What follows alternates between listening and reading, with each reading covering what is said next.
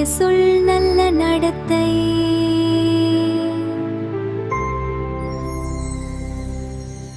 ஒரு பள்ளியில் கவின் மற்றும் கவிதா என்ற 2 மாணவர்கள் ஒரே வகுப்பில் படித்து வந்தார்கள்.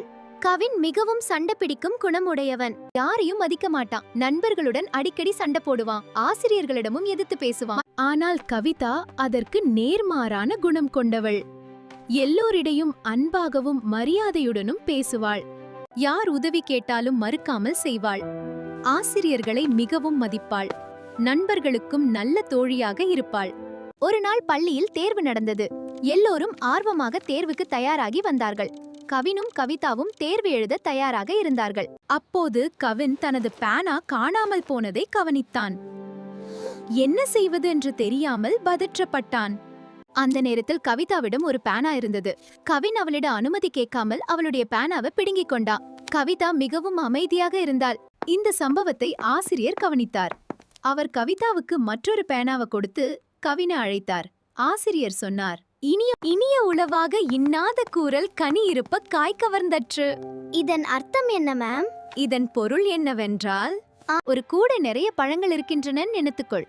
அதில் நன்றாக கனிந்த இனிய பழங்களும் இருக்கின்றன, காயாக இருக்கும் கசப்பான பழங்களும் இருக்கின்றன. நீ எதை தேர்வு செய்வாய்?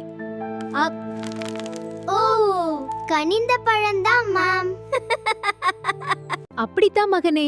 இனிய சொற்கள் இருக்கும்போது கடுமையான சொற்களை பேசுவது, கனிந்த பழங்கள் இருக்கும்போது காயை தேர்வு செய்வதை போன்றது. நீ மற்றவர்களுக்கு கஷ்டம் கொடுத்தால் அவர்கள் மனமும் கசப்பாகிவிடும். அன்பாக நடந்தால்தான் நல்ல நண்பர்கள் கிடைக்கும். இல்லையெனில் நீ தனியாகி விடுவாய். ஆசிரியரின் வார்த்தைகள் கவினின் மனதை தொட்டது. அவன் கவிதாவிடம் மன்னிப்பு கேட்டான். மன்னிச்சிடு கவிதா. இந்த நாள் முதல் கவின் தனது பழக்கத்தை மாற்றிக்கொண்டான். நண்பர்களிடம் அன்பாக பேச ஆரம்பித்தான். ஆசிரியர்களை மதிக்க ஆரம்பித்தான். உதவி செய்ய தொடங்கினான். இனிய சொல் நல்ல நட்பை உருவாக்கும். கடுமையான சொல் மனதை காயப்படுத்தும். நாம் பிறரிடம் எப்படி நடக்கிறோம் என்பது நம் வாழ்க்கையை தீர்மானிக்கும்.